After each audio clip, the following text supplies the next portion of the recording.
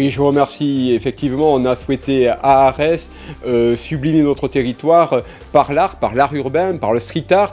Et on a demandé effectivement à 10 artistes de venir travailler sur notre territoire avec un thème particulier. Je vous le disais, notre territoire est sublime et donc il fallait le mettre en exergue. Et pour le mettre en exergue, pour le mettre en valeur, nous avons choisi de le faire par la faune et la flore du bassin d'Arcachon. Donc on a demandé à 10 artistes avec des modes d'expression différents les uns des autres, de pouvoir effectivement travailler pour sublimer ce territoire avec leurs particularités, mais à partir du thème de notre territoire, puisque nous devons mettre ce territoire en valeur, nous devons mettre notre caractère, notre thème, notre patrimoine en valeur, et donc on l'a fait, comme on le fait d'ailleurs lors de notre festival des arts de l'espace public, Regarde Arès, qui est toute notre volonté de montrer, d'épanouir, d'agrandir, de rassembler et de faire participer le maximum et surtout d'offrir l'art de faire pétiller les yeux des Arésiennes et des Arésiens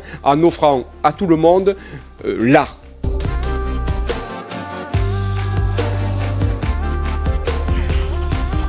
La rencontre avec Moka, l'artiste qui est derrière, ça a été quelque chose de fondamental parce qu'on a travaillé le projet à tous les deux avec le service culturel et effectivement c'est lui qui a apporté les 10 artistes qui vont investir les 13 transformateurs de la ville et je me suis laissé dire hier soir en allant les voir sur leur hébergement que c'était la première fois qu'un projet de cette importance était mené dans une commune. Ils n'avaient jamais vu 13 transformateurs réalisés en une semaine nulle part.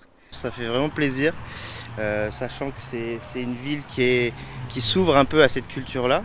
Du coup, nous qui venons de villes un peu plus grosses, type Bordeaux ou Poitiers, c'est vrai que ça fait plaisir de voir des mairies qui ne sont pas forcément dans ce milieu-là, s'y intéresser et créer des gros projets comme ça où ils font pas totalement confiance aux artistes au niveau du visuel, mais pratiquement.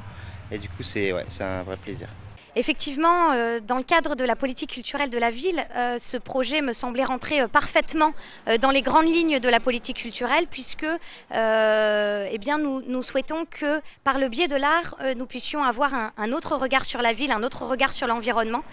C'est d'ailleurs un des leitmotifs du festival Regarde Arès qui aura lieu les 24, 25, 26 juin pour la première édition cette année. L'idée, c'est de sublimer notre territoire. Ça, c'était donc une première chose, eh bien, de transformer un peu le regard sur la commune. Nous souhaitons également aller chercher les publics. C'est vrai que souvent dans les politiques culturelles, il est difficile d'aller chercher tous les publics et de les amener dans les salles de spectacle ou dans les médiathèques, etc. Là, il s'avère que c'est l'art qui est déjà sur place sur le territoire. Donc c'est l'art qui va se déplacer vers les publics. Ça, c'était quelque chose qui est très important pour nous dans le cadre de notre politique de démocratisation culturelle. Et puis, surtout et enfin, c'est une première étape, c'est une première marche dans le projet qui est beaucoup plus global, qui va, nous l'espérons, couvrir plusieurs années, puisque nous avons derrière ce projet des projets que nous souhaitons monter avec les professionnels de la jeunesse, de la petite enfance, de l'enfance, du public adolescent. Et évidemment, nous avons à cœur de mettre en place des projets de médiation culturelle avec les écoles, avec des venues d'artistes dans les classes, au Point Jeune, avec des expositions dans nos divers lieux sur la commune. Donc voilà, on est sur la première étape du projet. On espère qu'il sera vraiment bien reçu et on est vraiment très très heureux d'accueillir ces artistes de l'art urbain ici à Arès.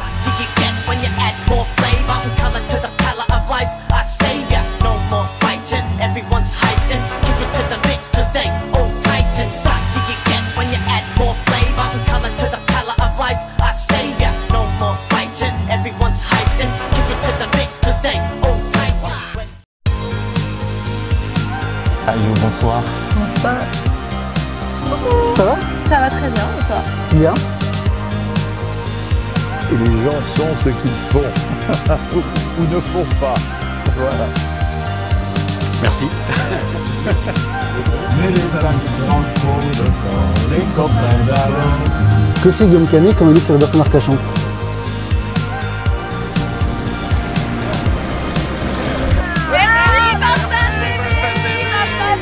Frédéric,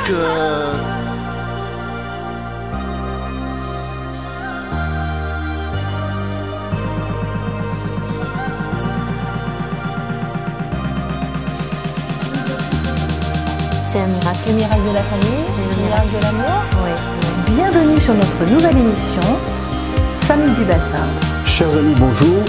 Bassin TV est heureux de vous présenter Océane. Bonjour Océane. Bonjour. Et aujourd'hui, on a eu le plaisir de faire un spectacle sur le thème guinguette. Si vous entendez mon message, s'il vous plaît. Tu te souviens, la dernière fois, nous étions à la Chapelle des Marins, ici à Grossoir. Bonsoir.